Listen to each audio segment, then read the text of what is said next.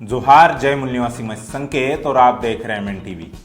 भारत में संविधान लागू होने के बाद किसी मुद्दे की अगर सबसे ज्यादा चर्चा हुई है या कोई मुद्दा अगर सबसे ज्यादा विवादित रहा है तो वो है आरक्षण। संविधान निर्माण से लेकर उसके लागू होने के बाद से लगातार ब्राह्मणवादी ताकतों ने आरक्षण का विरोध ही किया है। पिछले 70 सालों में शासक वर्ग ने इतनी भी अहमियत नहीं उठाई कि आरक्षण को लेकर एक कानून बनाया जाए। कांग्रेस और भाजपा ने कानून इसलिए नहीं बनाया क्योंकि सबसे ज्यादा आरक्षण विरोधी काम उन्हीं लोगों ने किया है और हर बार बहुजनों को संवैधानिक अधिकारों से वंचित रखने का काम किया है। इन 70 सालों में सबसे ज्यादा गलतफहमियां भी आरक्षण को लेकर ही फैलाई गई है, जिसमें कभी यह बताया गया कि आरक्षण केवल 10 सालों के लिए दिया गया था, तो कभी यह बताया गया कि यह 50% से ज्यादा नहीं दिया जा सकता।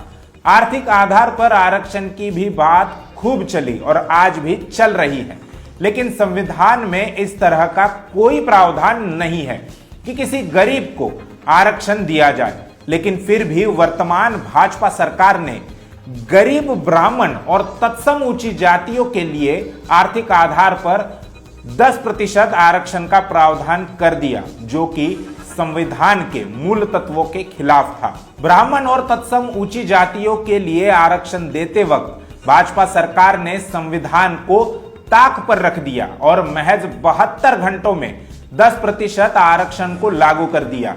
इतनी तत्परता अन्य किसी के आरक्षण को लागू करने के लिए न कांग्रेस ने दिखाई और न ही भाजपा ने।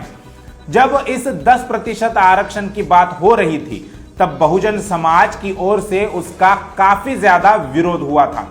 बहुजन समाज का सबसे ज्यादा विरोध इस बात को लेकर था कि ब्राह्मणों को आरक्षण देने के लिए कहीं ये लोग एससी, एसटी, ओबीसी के आरक्षण को ही न समाप्त कर दें।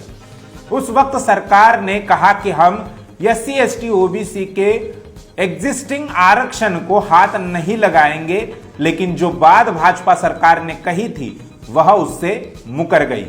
Institute of banking personal selection यानी आईबीपीएस द्वारा हाल ही में जारी की गई भर्ती अधिसूचना के अनुसार 10% इकोनॉमिकली वीकर सेक्शन यानी ईडब्ल्यूएस आरक्षण को भरने के लिए ओबीसी, एससी, एसटी के आरक्षण को घटा दिया गया है। आईबीपीएस ने हाल ही में Bank of India, Bank of Maharashtra, Punjab and Sind Bank और यूको बैंक में रिक्त पदों को भरने के लिए आवेदन लिए गए थे। कुल 1417 पदों में से 21% यानी 300 पद ओबीसी के लिए रखे गए थे, जबकि उनकी वैधानिक आवश्यकता 27% की है। इसी तरह से एससी को 13% यानी 196 पद और एसटी को 6% यानी 89 पद आरक्षित थे। इन समुदायों के लिए वैधानिक रूप से अनिवार्य आरक्षण क्रमशः 15% और 7.5% है।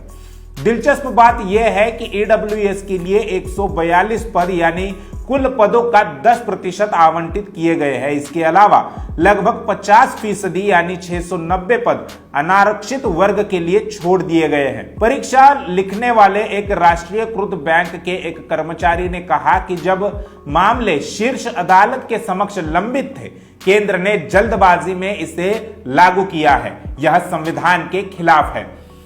ओबीसी से 6% और एससी, एसटी से 3.5% ईडब्ल्यूएस के लिए निकाला गया है।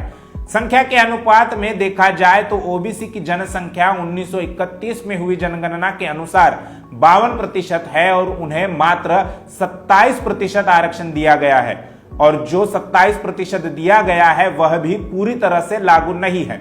आज की तारीख में ओबीसी की भागीदारी केवल 5 से 7% की है, जबकि शासन, प्रशासन और न्यायपालिका में उनकी हिस्सेदारी आधी होनी चाहिए। ऐसा न होने की एक वजह क्रीमीलेयर भी है और अब ईडब्ल्यूएस के लिए भी उनका ही आरक्षण दिया जा रहा है। भाजपा की आरक्षण के मुद्दे पर क्या भूमिका रही है ये हमें समझना है। भाजपा का मातृ संगठन आरएसएस है और संघ के सरसंघचालक मोहन भागवत ने दिल्ली के एक कार्यक्रम में कहा था कि आरक्षण समाप्त होना चाहिए। इससे भाजपा आरक्षण को लेकर किस प्रकार से सोच रही है ये अलग से बताने की बात नहीं है। इसके अलावा मराठा आरक्षण को लेकर महाराष्ट्र के ओबीसी कहते हैं कि मराठों को ओबीसी के कोटे से आरक्षण नहीं देना चाहिए, क्योंकि इससे ओबीसी का आरक्षण कम हो जाता है।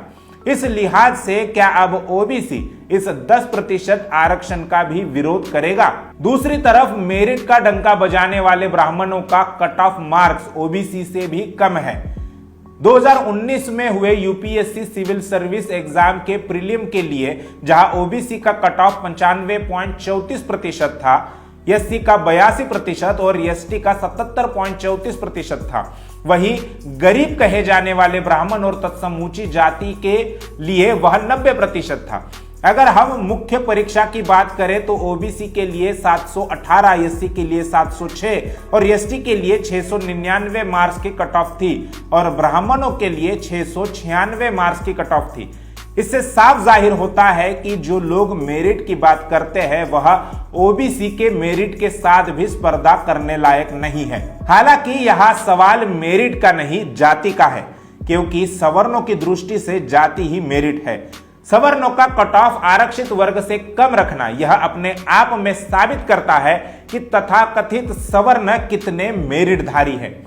मेरिट या योग्यता का मामला तो केवल आरक्षण का विरोध करने के लिए कार्यक्षमता का हवाला था।